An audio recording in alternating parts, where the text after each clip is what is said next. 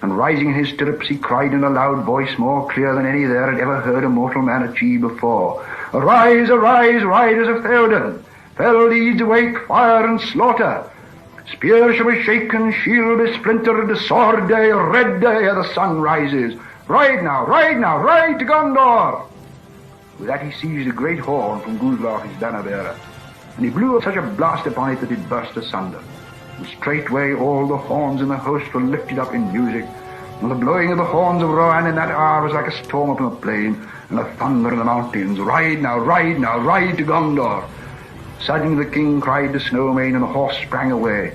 Behind him his banner blew in the wind, white horse on a field of green, but he outpaced it. After him thundered the knights of his house, but he was ever before them.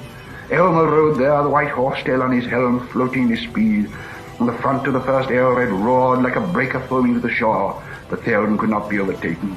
Fey he seemed, or the battle fury of his fathers ran like new fire in his veins. And he was borne upon Snowmane like a god of old, even as Orome the Great in the battle of the Valar when the world was young. His golden shield was uncovered, and lo, it shone like an image of the sun, and the grass flamed into green above the white feet of his steed. For morning came, morning, and a wind from the sea, and darkness was removed, and the hosts of Mordor wailed, and the terror overtook them, and they fled and died, and the hoofs of wrath rode over them.